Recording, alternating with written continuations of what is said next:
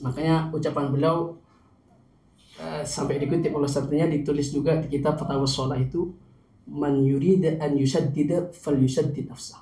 Barang siapa yang ingin memperketat, perketatlah dirinya, bukan orang lain. Kan ada orang, kalau ke orang lain diketat-ketatin, untuk dirinya dilonggarkan. Ini nggak berperan, nggak. Kemudian kenapa sebenarnya para muslimah, para kaum hawa di zaman sekarang itu wajib memiliki fatwa pedoman wanita muslimah? Misalkan dia itu statusnya sebagai muslimah, tentu dia harus menjaga sebagai muslimah gitu. Jangan sampai mengabaikan statusnya sebagai muslimah gitu. Seperti halnya seorang misalkan menjadi wanita, dia harus menjaga statusnya sebagai wanita bagaimanapun. Dan untuk menjaga statusnya itu tentu dia harus punya pedoman, harus punya konsep.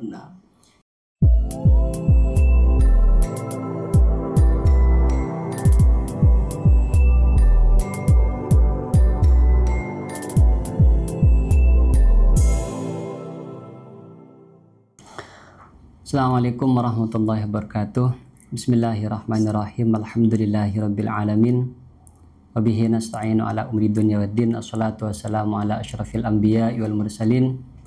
Sayyidina wa habibina wa syafi'ina wa maulana Muhammadin wa ala alihi wa sahbihi ajma'in. Amma ba'du. Para pemirsa Al-Munah Multimedia dimanapun Anda berada, salah satu bentuk kepedulian kita terhadap lembaga pendidikan ataupun pendidikan itu sendiri adalah kita harus bersinergi bahu-membahu menyebarkan kebaikan dan menyebarkan dakwah agama Islam, utamanya masalah fatwa-fatwa yang sering dialami oleh masyarakat yang menjadi problematika masyarakat, khususnya para ibu-ibu atau para kaum hawa. Sengaja kami datangkan Al-Munah Multimedia, kami datangkan beberapa teman-teman dari Himmah Madura, Himpunan Alumni Al-Ahqaf Yaman. Beliau berdua sudah hadir di tengah-tengah kita. Assalamualaikum Ustadz. Waalaikumsalam warahmatullahi wabarakatuh. Mungkin sebelum kita ke yang lebih intens, diperkenalkan dulu asma jenengan satu persatu mungkin. Nama Al-Fakir Taufiqul Hidayah, tanpa wabirida wal inayah. Taufiqul Hidayah. Lahir di Desa Kodak, Sampang. Berdomisili di Madura kurang lebih sekitar 12 tahun. Setelah itu pindah ke Malang, dalam artian mencari ilmu di sana. Sampai lulus aliyah, nambah sekitar 1,5 tahun. Pas balik ke Surabaya, pas ke Hadramut, pas sekarang alhamdulillah menetap di Surabaya dalam keadaan jomblo. Semoga kedepannya tidak jomblo lagi. Amin amin. Ini bentuk doa ya. Mungkin jenengan Ustaz. Saya sendiri dengan nama Muhammad Syahid. Saya kelahiran Bangkalan, tepatnya di Desa Kampak, Kecamatan Geger. Untuk saat ini saya tinggal di Sampang, di daerah Kedungdung, Palengkian sana. Bisa domisili ke Sampang itu dalam rangka apa? Oh iya, itu dalam rangka melanjutkan kehidupan. Melanjutkan kehidupan. Saya di sana menikah. Kebetulan jodohnya orang Sampang, jadi sementara ini di Sampang. Untuk teman-teman Al-Munah Multimedia dimanapun Anda berada, perlu kita ketahui bersama bahwa beliau berdua ini adalah salah satu tim penerjemah dari Himmah Madura. Sengaja untuk podcast kali ini kita fokuskan pada pedoman wanita muslimah. Mengapa demikian? Karena problematika yang banyak dihadapi oleh kaum perempuan, ya kita perlu menghadirkan fatwa-fatwa sehingga mereka itu tidak dalam posisi kebingungan. Sebelum kita memperkenalkan fatwa-fatwa yang disatukan dalam pedoman wanita muslimah, mungkin perlu jenengan perkenalkan kepada kita siapa sebenarnya beliau pengarang dari pedoman wanita muslimah ini. Beliau pengarang ini ya. Sebenarnya awalnya kan ini berupa fatwa, jadi bukan semacam buku-buku biasa yang sengaja dikarang gitu Oh, ya. memang Disusun bentuk gitu. fatwa tidak sengaja beliau susun seperti ini. Iya, awalnya itu berupa kumpulan dari pertanyaan-pertanyaan selama beliau menjabat sebagai mufti di Hadramaut sana. Jadi semua pertanyaan yang diajukan oleh kalangan wanita selama itu beliau kumpulkan. Ada sebagian oleh beliau itu direkam, namun kebanyakan dari beliau itu ditulis. Setiap pertanyaan itu ditulis, kemudian disertai dengan jawabannya, juga dilengkapi dengan tanggalnya. Referensinya juga. Iya. Baru setelah beliau wafat ya ada salah satu muridnya itu yang merasa bahwa fatwa-fatwa yang sempat beliau luncurkan itu sempat sudah digunakan untuk memberikan solusi untuk kaum wanita di Hadramaut oleh salah satu muridnya Dr. Fuad. Beliau rasa butuh untuk dibukukan, barangkali juga bisa bermanfaat untuk kalangan wanita sesudahnya. Beliau yang menyusun adalah Al-Habib Abdullah bin Mahfud Al-Haddad, salah satu pendiri Universitas Al-Ahqaf Yaman, guru kebanggaan kami. Kalau mungkin bisa menjadi motivasi juga bagi para pemirsa atau para audiens, lebih dijabarkan lagi tentang latar belakang pendidikan beliau. Beliau ini ya besar atas asuhan Madrasah Al-Hadramaut. Madrasah Al-Hadramaut memiliki ciri-ciri bahwa mereka itu diajarkan al-adab ya. Seperti makalah yang kita sering dengar, al-adab qabla al-ilmi. Alhamdulillah Madrasah Al-Hadramaut bisa mencetak orang-orang yang alim seperti beliau, Al-Habib Abdullah bin Mahfud Al-Haddad, yang disertai adab sopan santun dalam segala halnya. Beliau itu secara keilmuan dibesarkan di salah satu lembaga pendidikan keagamaan di Hadramaut, Ribat Tarim. Salah satu kalau di sini kita kenal sebagai pondok. Gitu ya. Di sana istilahnya itu ribat. Salah satu lembaga pendidikan yang cukup tua. Beliau besar secara keilmuan besar di sana. Setelah lama belajar di Ribat Tarim, salah satu gurunya yang paling masyhur, terkenal, juga alim, berwibawa, sopan santun yang sangat luar biasa, Al-Habib Abdullah bin Umar Asy-Syatiri. Lalu setelah beliau menjabat sebagai seorang qadhi di Mukalla, hakim, sebagai hakim. Beliau ini ya akan berangkat dari pendidikan yang ini ya bisa dikatakan tradisional gitu, karena tidak terkonsep seperti pendidikan modern. Bahkan mungkin nanti masalah penyajian hukum, penyajian ini. Maka setelah beliau menjadi hakim itu, beliau masih terus menuntut ilmu, mencari ilmu, melanjutkan kuliahnya di Sudan Khartoum sana. Mungkin hanya sekedar menambah ini teknis hukum di masa modern seperti apa. Beda halnya dahulu kan hanya antara masyarakat dengan qadhi langsung. Sementara di zaman modern ini kan ada teknis-teknisnya ya kan. Itu mungkin yang beliau perlu tahu di dalam dunia modern ini. Dan kebetulan juga bisa kita sebarkan lewat sosmed metode dan dakwah beliau. Ya, alhamdulillah. Kemudian apa keistimewaan beliau sehingga fatwa-fatwa beliau bisa menjadi kita ambil sebagai rujukan untuk umat? Masya Allah ya. Kami ini kan sebagai pelajar Indonesia sudah juga sering membaca kitab-kitab itu, sering di Indonesia ataupun di Yaman sendiri itu sering. Namun ketika kami melihat buku beliau dengan nama kumpulan fatwa beliau ya, dengan nama Fatawa Tahumul Mar'ah, di situ kami sebelum merasakan hukum yang bisa kami petik, kami merasakan kenyamanan luar biasa. Kenyamanan luar biasa, indah sekali cara penguraiannya. Dan beliau tidak terkesan di dalam menjawab permasalahan itu menghakimi, tidak terkesan menghakimi, tapi terkesan memberikan solusi. Bahkan kami itu seringkali merasakan indahnya Islam menemukan di situ.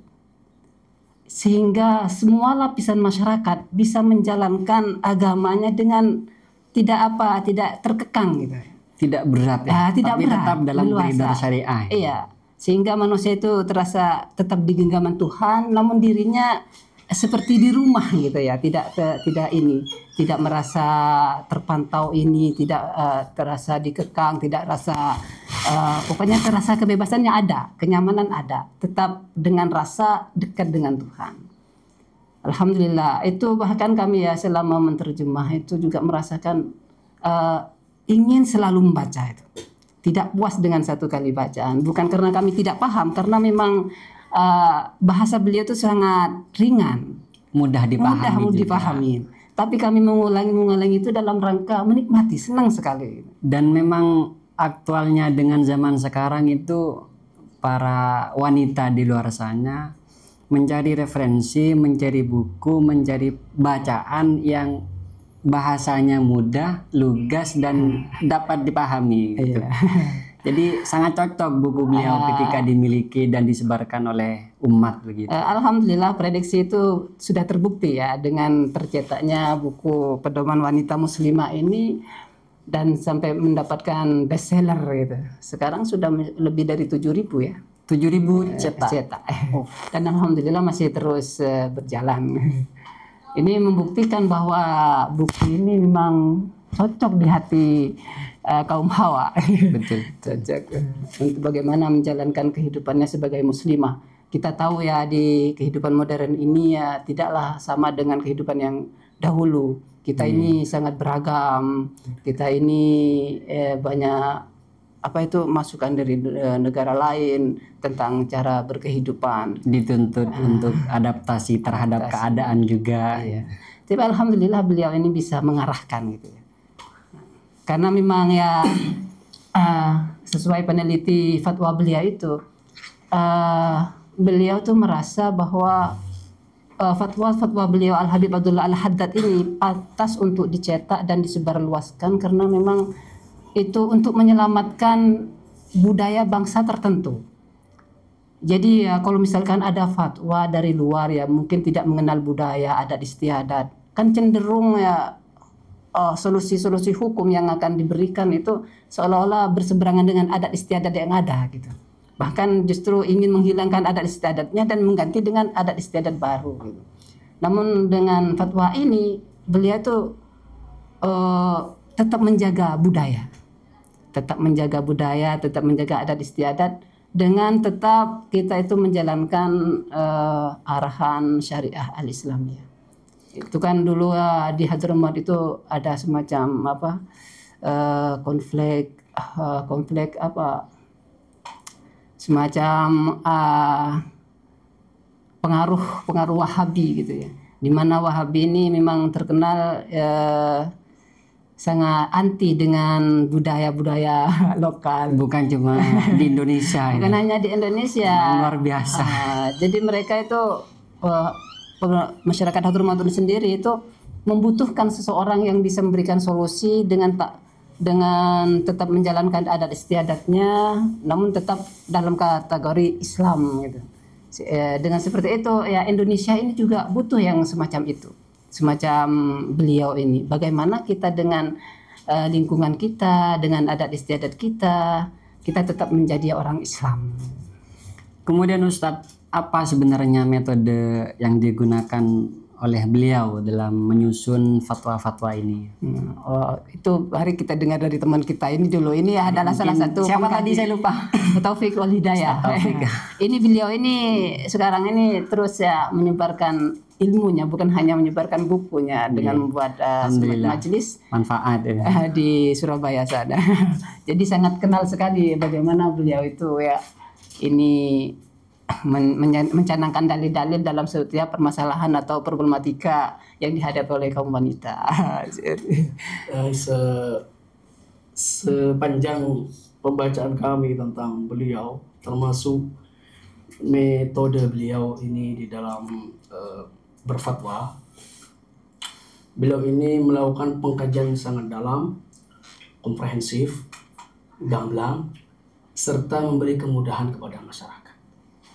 Kemudahan dalam artian biar tidak salah paham masyarakat tentang buku ini. Kemudahan dalam artian itu mudah dipahami atau beliau mengambil hukum-hukum yang mudah. Ini perlu kita jelaskan pada masyarakat. Ya, mudah dalam artian untuk bisa diamalkan. Oh, bisa diamalkan. Dalam artian. Yang penting tetap dalam koridor syariah. Ya, makanya Betul. dan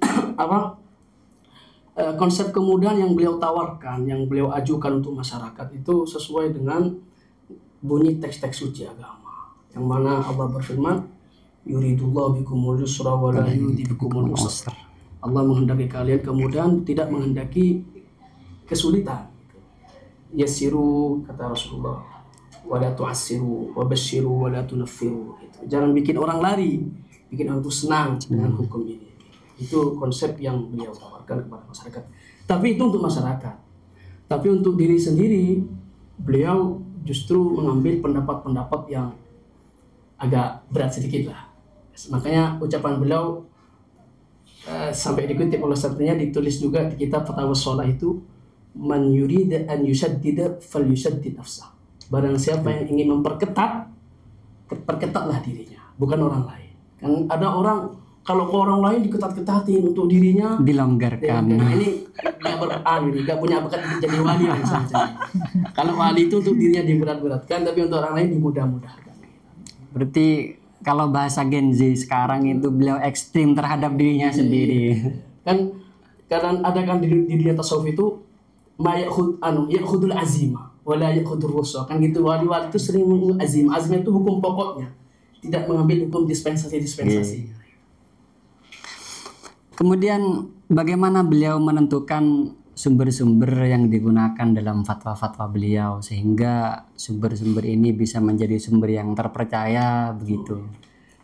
Beliau ini sebagaimana teman saya tadi katakan gitu. Beliau ini mengambil manhaj hadramiyah, yang mana adab itu lebih dikedepankan daripada ilmu. Bukan ilmu tak penting, ilmu penting karena adab ini lahir dari ilmu. Meskipun beberapa ustaz berpendapat bahwa ilmu sebelum segalanya. Ilmu ini penting. Kalau kita nggak belajar, adab kan perlu pelajaran. Iya. Kan, makanya kalau ikut apa itu, laqad kana lakum fi uswatun hasanah. Bagaimana uswahnya Kanjeng Nabi itu kan perlu dipelajari. Karena itu bagian dari ilmu juga gitu. Cuman dalam prakteknya gitu, kalau di depan orang ya jangan kita mentang-mentang punya ilmu terus seenaknya saja, tetap kita ada antebasor, tawadhu gitu. Nah, berkaitan dengan hal itu tadi, beliau ini apa tadi pertanyaannya? Sumber beliau ikut salafnya, ikut ulama-ulama terdahulu dari kalangan Ahlussunnah wal Jamaah. Apa pedoman di dalam menyusun hukum? Ya ada 4 sumber pokok: Al-Quran, juga Sunnah, Ijma', Qiyas. Jadi beliau tidak mengambil dalil-dalil sendiri, bukan. Tetap dari sumber-sumber pokok yang dipakai oleh beliau dalam menentukan hukum ya sama dengan ulama-ulama salaf, tidak keluar dari itu. Dan itu dibahas kalau mau panjang-panjangnya, pakai istihsan, apakah tidak pakai istihsan, apa istihsan apa, nanti ini dipelajari di usul-usul fikih. Tapi pokoknya di 4 itu, pakai Quran, Sunnah, Ijma' dan Qiyas. Ya, dalam artian yang dikenal oleh masyarakat secara umum ya, masalah sumber itu kan mereka hanya tahunya madhab yang 4 gitu ya.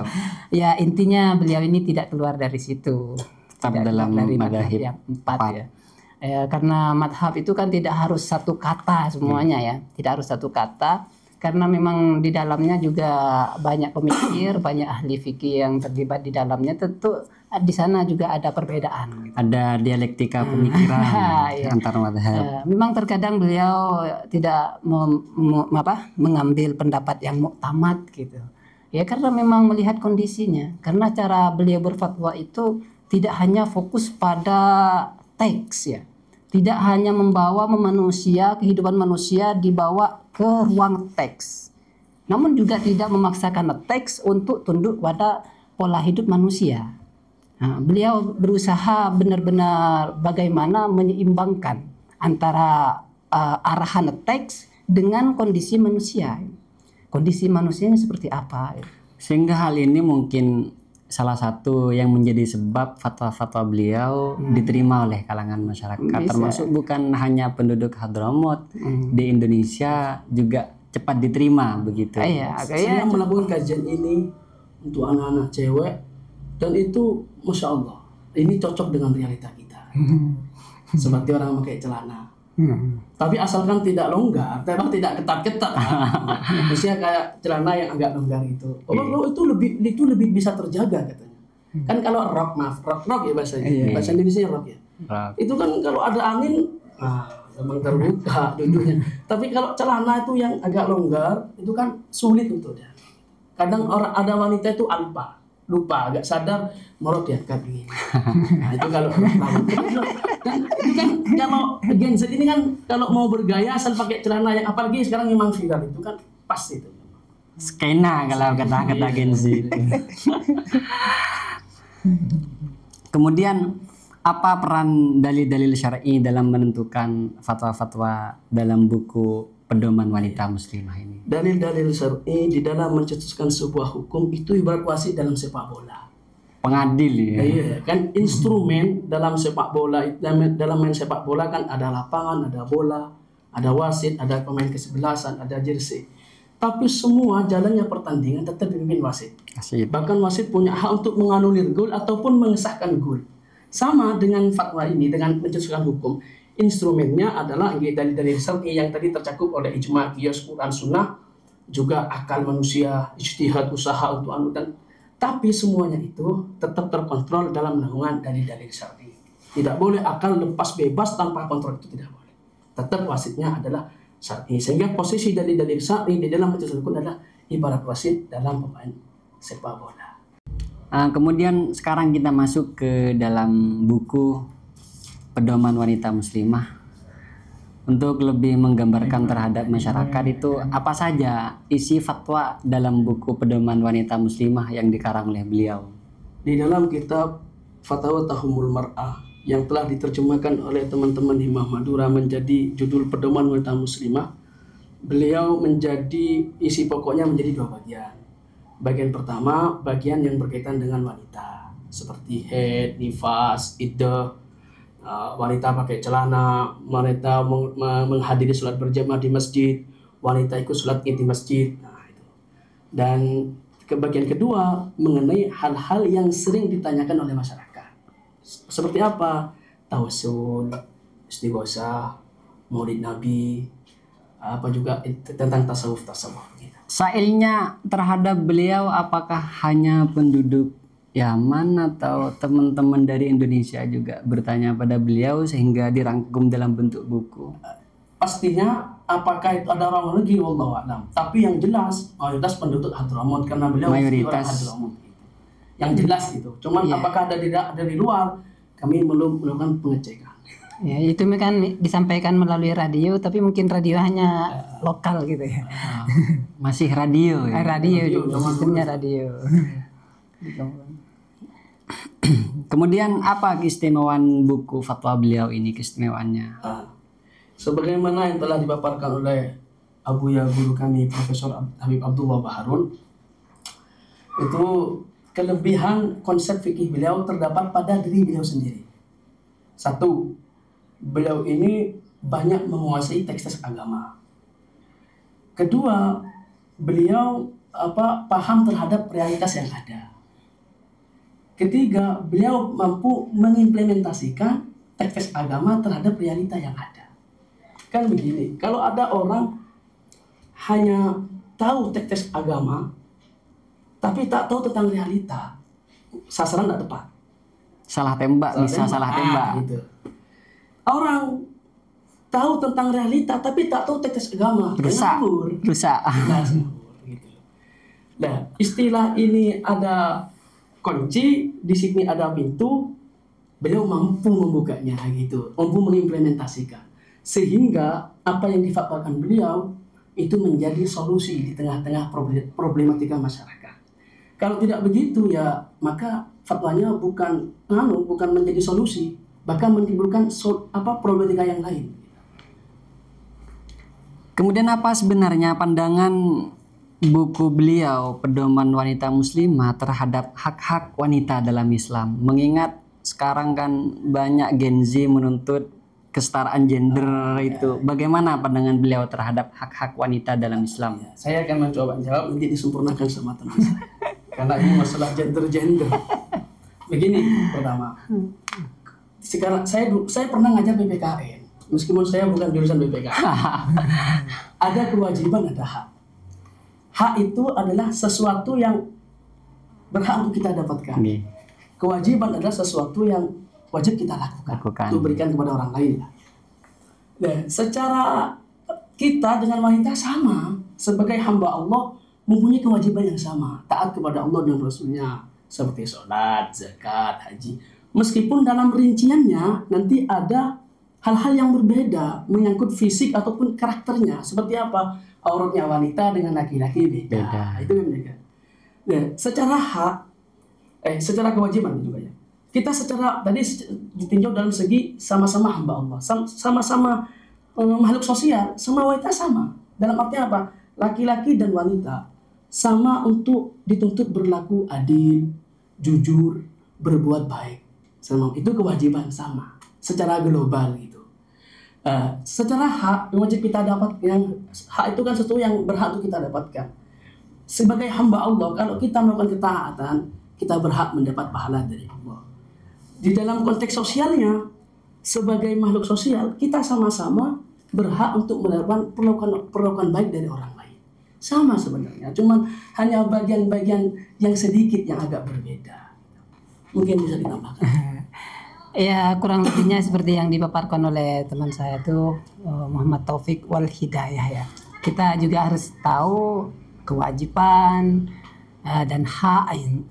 Kita tahu juga kita semua ini adalah hamba Allah Subhanahu wa taala. Bahkan jangan hanya berbicara antara laki-laki dan perempuan ya. Kalau terkadang orang itu hanya menyorotin sisi perbedaannya saja. Sesama laki-laki saja beda. Satu dengan yang lainnya, taraf sosialnya itu berbeda. Antara misalkan ya ayah dan anak laki-laki. Itu kan sama-sama laki-laki. Namun itu kalau disoroti perbedaannya ya berbeda antara anak dan ayah gitu. Ayah ya berkewajiban untuk mengasuh. Anak berkewajiban untuk berbakti. Nanti haknya dapat juga. Hak itu seorang ayah berhak mendapatkan ketaatan dari anak, sedangkan anak itu berhak mendapatkan layanan dari ayah. Kalau hanya perbedaannya saja yang selalu disorotin seolah-olah karena ada perbedaan itu kemudian Islam itu membeda-bedakan antara laki-laki dan perempuan, saya rasa mungkin kajiannya masih belum begitu mendalam, belum bijak gitu. Coba kita lihat bahwa dalam teks syariah itu juga memberikan wanita sebuah kewajiban, laki-laki juga kewajiban. Dan seandainya dijalankan tidak akan terjadi penindasan salah satu pihaknya. Dan kita juga tidak boleh ya seolah-olah wanita itu selalu dizolimin gitu. Berarti tidak beliau salah satu fatwa beliau mungkin beliau itu termasuk menjunjung tinggi hak dan martabat seorang wanita. Ya sesuai dengan ini kan semuanya hamba Allah ya. Sesuai dengan arahan Allah Subhanahu wa taala dan Rasulnya tentunya ya. Justru di dalam kitab ini ya yang terkadang kita rasakan bahwa wanita itu serba dilarang misalkan. Kita itu juga terkadang merasakan wanita itu dilarang berdandan, dilarang mempercantik, dilarang bahkan berparfum, dilarang berjoget gitu ya. Justru di dalam ini beliau sampaikan itu semuanya boleh. Cuman bagaimana konsepnya gitu. Semuanya diatur dalam konsep. Iya, boleh tapi tetap dalam koridor syariah gitu. Dan justru konsepnya itu yang nanti akan yang menentukan ini nanti buahnya itu baik atau tidak. Berbeda dengan yang di non Islam ya, kita misalkan non Islam itu jelas berjoget boleh, berdandan boleh. Tapi setelah berdandan ternyata mendapatkan malapetaka. Itu kan. Di sini Islam mengatakan berjoget boleh, wanita boleh berjoget, berdandan secantik-cantiknya. Tapi nanti dengan konsep tertentu, yang mana dengan konsep ini akan mendatangkan kebahagiaan, keharmonisan, dan kebahagiaan keluarga. terbukti Islam itu sangat produktif ya. Kalau kita telah lebih mendalam dengan fatwa-fatwa beliau, madhab acuan beliau ini apa sebenarnya dalam fatwa yang beliau keluarkan dalam pedoman wanita muslimah? Ya, Madhab acuan beliau ya. Madhab beliau ini madhab Syafi'i. selaras dengan mayoritas Indonesia. Bahkan beliau ini ya ketika masih kuliah di Universitas Khartoum di Sudan, beliau dijuluki oleh As-Safi As-Saghir, Imam Syafi'i Junior. Ini ulama yang sangat alim gitu, karena beliau sangat getol sekali untuk membela madhab Syafi'i gitu. Nah, ini ulama Yaman ini ya. Jadi ada ulamanya di Yaman, bukan tidak ada keturunan Yaman yang alim. Nah, ini jadi makanya beliau sejak muda sudah dijuluki As-Safi As-Saghir. Terus tetapi meskipun beliau ini dikenal dengan membela madhab Syafi'i sampai juluki Syafi'i As-Saghir, tapi dalam beberapa hal terkadang beliau berfatwa di luar madhab Syafi'i. Ada dua alasan. Selama apa yang saya baca di buku-bukunya, di kitab-kitabnya, ada dua alasan, ada dua faktor yang menyebabkan beliau kadang berfatwa keluar dari madhab Syafi'i itu sendiri. Satu alasan karena adanya dalil yang dianggap lebih kuat oleh beliau. Kedua, lima selahatiddin, karena kemaslahatan agama. Salah satu contoh beliau berfatwa di luar madhab Syafi'i adalah ketika wanita sholat terus ada rambut sebagian kelihatan. Ini kalau di madhab Syafi'i batal. Tapi kata beliau, menurut jumhurul ulama di luar madhab Syafi'i tidak batal jika itu dilakukan tanpa sepengetahuannya. Dan ini yang difatwakan oleh beliau. Juga lagi masalah nifas. Nifas itu aktsarun nifas, masa maksimal nifas madhab Syafi'i 60. Tapi beliau memilih yang 40. Jadi di madhab Syafi'i itu. Banyaknya head di kita itu 15, tapi yang beliau fatwakan adalah 10. Bahkan kalau nggak salah di teks aslinya di kitab itu kata beliau yang bilang itu la aslalah. Tidak ada dalil yang mengatakannya. Tapi ini sekali lagi ini pandangan beliau ya. Nah, kan, kalau kayak kita ini kan nggak pantas sekali kalau beliau bilang karena ini dalilnya lebih kuat dan ini lebih kemaslahatan agama. Nah, itu pantas sekali. Kalau kayak kita kan nggak bisa Arba'in Nawawi aja nggak hafal kok mau sok-sokan begitu. Gitu. Kemudian dari beberapa fatwa beliau yang dirangkum atau dibukukan dalam pedoman wanita muslimah, adakah pendapat beliau yang keluar dari madhab yang keempat, entah itu keluar dari Syafi'i, Maliki, Hanafi, Hambali? Hal ini juga penting kita sampaikan. Mengapa? Karena terkadang di luar sana itu bertanya, ini madhab siapa? Begitu. Ya, ada masalah yang sering kita bicarakan bersama teman-teman imam. Beliau berfatwa boleh yajuzu al-jam'u lil hajat, boleh menjamak sholat ketika ada hajat gitu. Dan ini pendapatnya Ibnu Sirin, Ibnu Abbas. Tidak boleh kalau kita kan harus 2 marhalah keluar safar. Kalau beliau enggak lil hajat, hudur di rumah-rumah ada hajat, boleh kita menjamak. Malam yakun adatan. Syaratnya situ toh. Selama itu tidak dijadikan kebiasaan.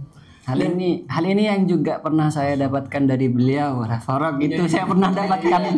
Jadi sangat saya ada sangatnya itu. Dibicarakan sama teman-teman imam, boleh. Saat kondisi sangat mendesak gitu ya. Tapi makanya dan itu pernah pengalaman pribadi pernah saya amalkan. Jadi makanya di situ pasnya beliau difatwakan boleh jamak bagi anak-anak sekolah ketika jam pelajaran terlalu panjang. Jadi kalau kita terus mengikuti pelajaran maka kita khawatir keluar waktu sholat, maka niat jamak saja gitu beliau. Dan itu kalau kita diaplikasikan kepada masyarakat Madura ini bukan hanya anak sekolah, manten, ya. Dilhaja banget itu manten, atau mungkin ngarek padi. Ya, ngarek padi saya pernah itu di Madura ya keluarga saya sendiri gitu ngarek padi terus duhur tak mungkin selesai. Jadi karena takut hujan, terus mepet waktu. Sama saya jamaah aja, kan tidak jadi kebiasaan ini gitu. Takut keluar waktu daripada sampean dosa, keluar dari dosa aja. Sementing ada ulama. Itu mungkin ini bukan fatwa ya, ini sekedar usulan aja mungkin. Tapi bisa mungkin dipraktekkan. nanti sama audien bisa diamalkan sekali kalau dengar ini. Kan kayak manten mungkin nikah seumur hidup 1 kali kan malam takun ada kan syaratnya begitu, selama tidak menjadi kebiasaan. Ya kalau nikah 4 kali seumur hanya 4 kali seumur hidup itu termasuk perkara langka gitu. Nah, gitu kan. Ya kalau narik padi setahun 2 kali lah semua itu kan kadang terkejar oleh hujan itu. Oh, hujan ini kalau nggak selesaikan sekarang hujan eman katanya. Bisa dia niat jamaah aja kata saya. Kemudian kenapa sebenarnya para muslimah, para kaum hawa di zaman sekarang itu wajib memiliki fatwa pedoman wanita muslimah? Wajib menurut saya karena begitu pentingnya fatwa-fatwa beliau. Ya mungkin kalau saya wajib tidak wajib lah maksudnya tidak fardu ain juga. Gitu. Cuman kalau kayaknya wajib dalam artian anjuran itu dianjurkan sekali karena memang masing-masing dari kita diharuskan untuk menjadi orang yang berilmu. Sayyidah Aisyah bagaimana beliau, Sayyidah Khadijah binti Khuwailid bagaimana beliau. Dan untuk memperkaya keilmuan salah satu sarananya adalah memiliki kitab ini. Gitu. Di kitab ini sebagaimana saya kaji ya ini luas sekali karena kadang beliau itu menampilkan 3 pendapat, 2 pendapat. Tapi khususnya ini bagi orang yang ilmu dasarnya mencukupi gitu. Kalau ilmu dasarnya mencukupi kadang bingung gitu. tadi saya sempat singgung sama beliau juga di Anudi sama ketua Himmah hukum wanita bermasturbasi. Iya. Hukum wanita bermasturbasi itu beliau menampilkan 3 pendapat. 1 haram. Kedua boleh secara mutlak. Tapi ini nggak difatwakan. Yang ketiga boleh inted darurah. Nah, gitu. Ketika mendesak takut zina ada darurahnya. Makanya kata beliau pendapat yang layak, mesti yang beliau pilih pendapat yang ketiga ini. Gitu. Nah ini kan kalau orang tidak kuat ilmu dasar agama kan bingung ini yang mana ini. Gitu. Ya itu juga ini ya bahwa seorang manusia itu kan tentunya harus menjaga statusnya. Misalkan dia itu statusnya sebagai muslimah, tentu dia harus menjaga sebagai muslimah gitu. Jangan sampai mengabaikan statusnya sebagai muslimah. Gitu. Seperti halnya seorang misalkan menjadi wanita, dia harus menjaga statusnya sebagai wanita bagaimanapun. Dan untuk menjaga statusnya itu tentu dia harus punya pedoman, harus punya konsep. Sehingga di dalam menjalani kehidupannya itu dia tidak sirna, tidak musnah.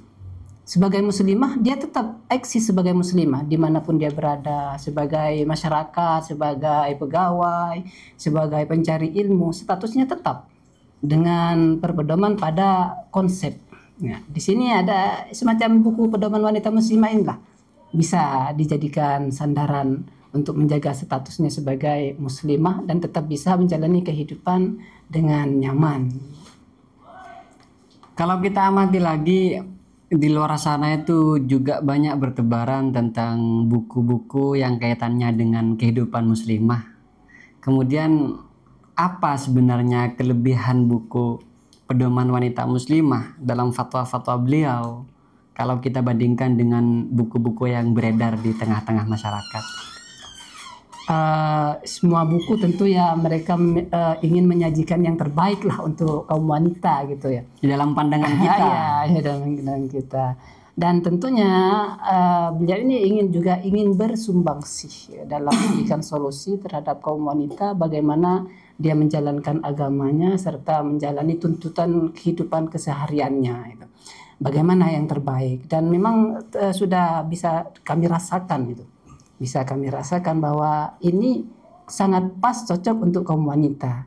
Bahkan bukti yang mungkin cukup kuat ya tanpa kata-kata ya dengan tercetaknya buku ini melebihi 7.000 sudah bestseller. Itu sudah salah satu bukti nyata kalau buku ini sangat layak pas untuk kaum wanita Indonesia khususnya ya.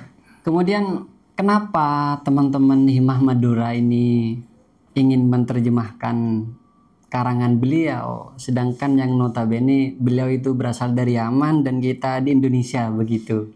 Ya alasan pertama kami ingin mengabdi kepada guru gitu, dan kebetulan beliau sebagai muassis pendiri Universitas Al-Ahqaf gitu. Dan kami juga ingin menunjukkan bahwa di Hadramut itu kan sebenarnya terkenal dengan dunia sufinya gitu.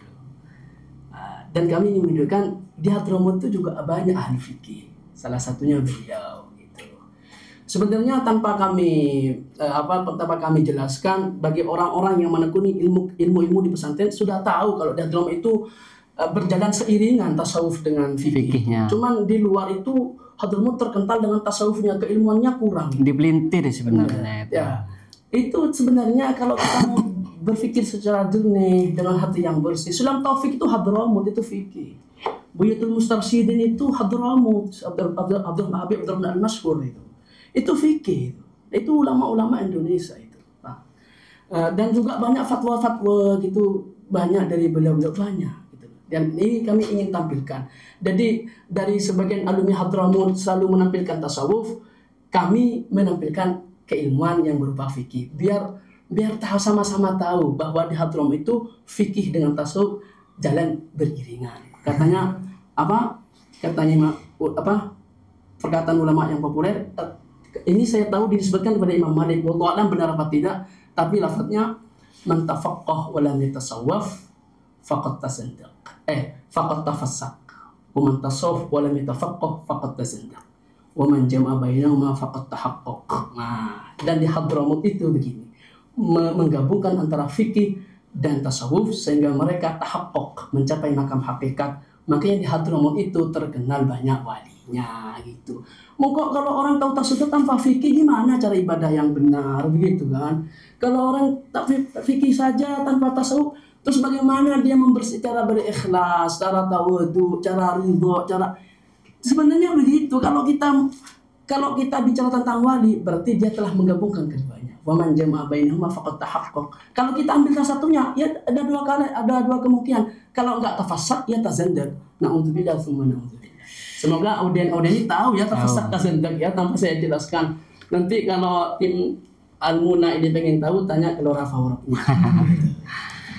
Terakhir dari kami Almuna Multimedia, seumpama teman-teman Hima Madura dituntut untuk memberi rating terhadap buku Pedoman Wanita Muslimah dari 1 sampai 10, itu berapa bintang kira-kira? dari jenengan dulu.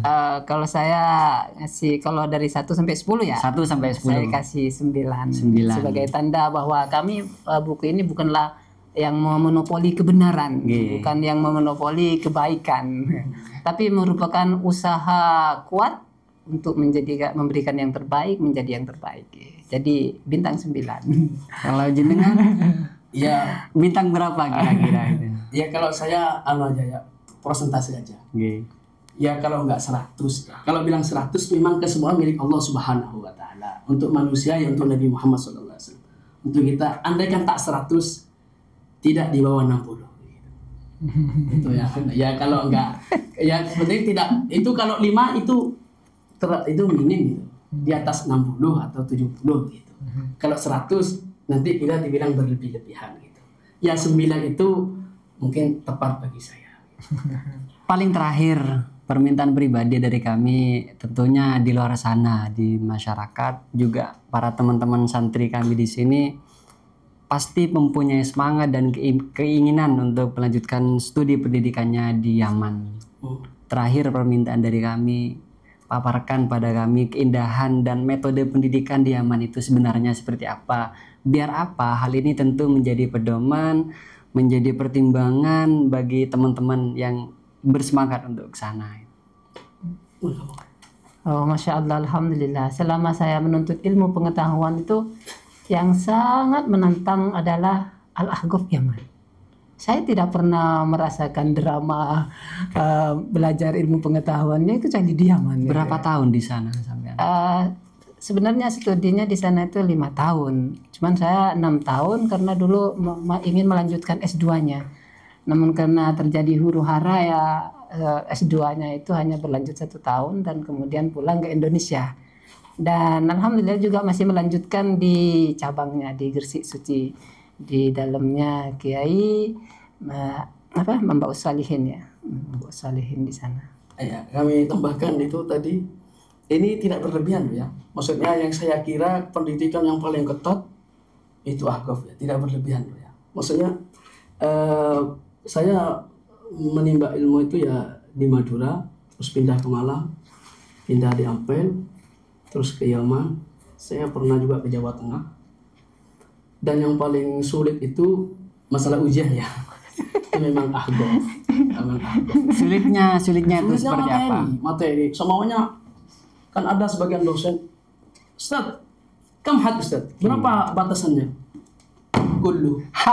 Semua ini. Kalau segini ditempuh kurang lebih 2 malam 1 hari atau berapa gitu. Kan nggak mungkin, panas ini.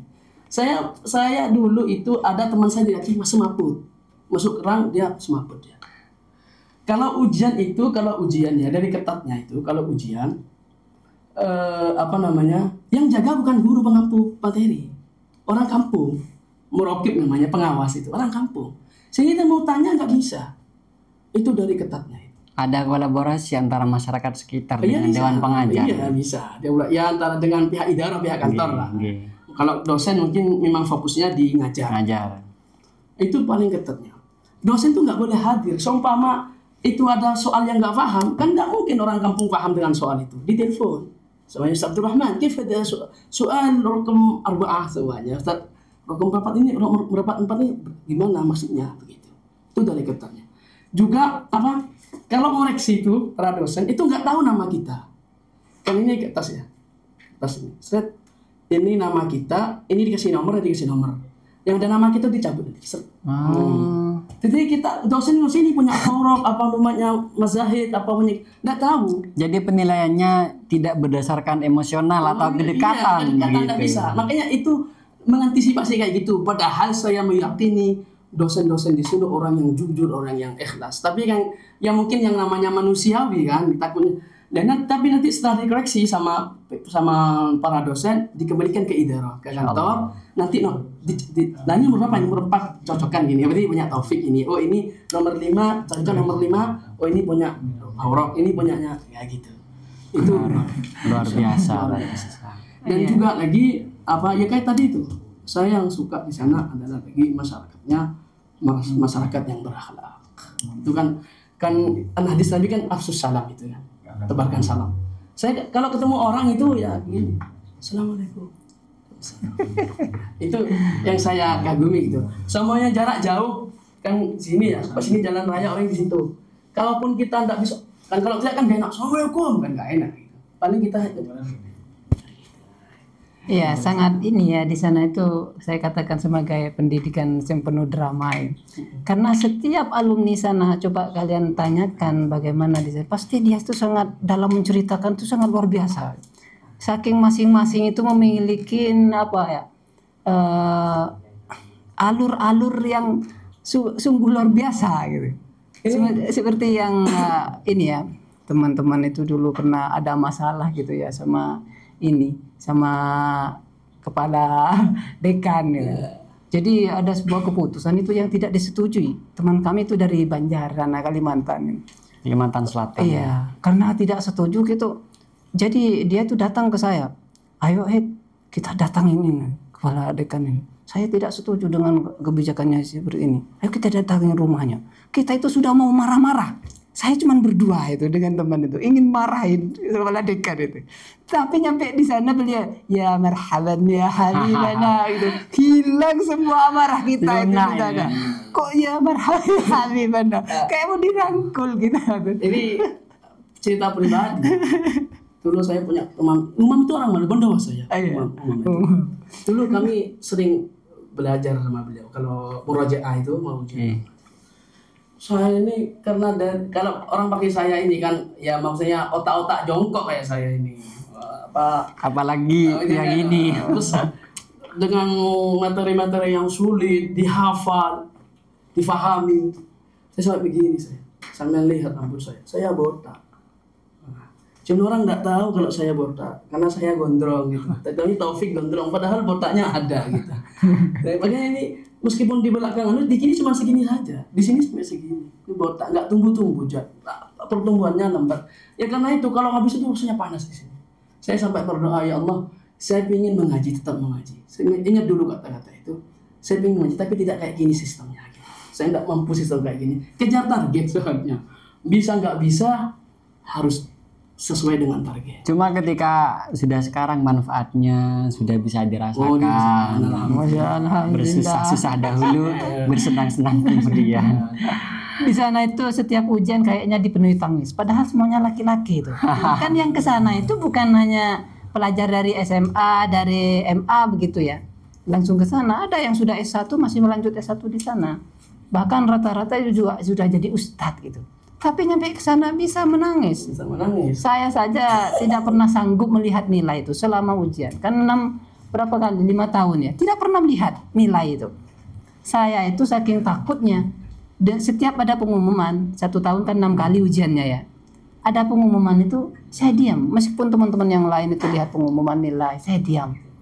Menunggu informasi. Siapa yang jatuh, siapa yang tidak. Kalau berarti tidak ada nama saya yang jatuh, yang remedi katanya. Berarti saya aman. Kalau aman, baru saya lihat nilai. Saking takutnya itu. Jadi untuk teman-teman atau pemirsa Al-Muna dimanapun Anda berada, rasanya tidak berlebihan ketika Yaman itu dikatakan sebagai salah satu peradaban pendidikan yang ada di dunia ini. Yaman. Ingat ya, pendidikan ya. Orang yang diantara orang yang sanad ke ilmu agamanya dekat dengan Nabi Yaman. Karena dulu Nabi ngutus Mu'adz bin Jabal ke Yaman. Jadi langsung ke Mu'adz, langsung ke Nabi Muhammad SAW, gitu ya. Itu, dan kalau lihat hadis-hadisnya banyak gitu loh. Dan kita kalau ada orang-orang kok berkomentar tentang Yaman yang kontradiktif dengan teks-teks hadis, ya masa bodoh aja. Oke. Terima kasih teman-teman sudah hadir di acara kami. Terima kasih. Semoga kegiatan silaturahmi semacam ini tidak hanya berakhir hari ini saja, tapi kita berkelanjutan di kemudian hari. Dan juga para pemirsa Al-Muna Multimedia dimanapun Anda berada, buku pedoman wanita muslimah yang menyajikan fatwa-fatwa yang berkaitan dengan wanita muslimah ini sangat patut dan sangat wajar untuk kita miliki bersama. Jika Anda berkenan atau ingin memiliki buku pedoman wanita muslimah, Anda bisa kontak kami sebagai narahubung, nanti kami sambungkan dengan teman-teman Himah Madura begitu.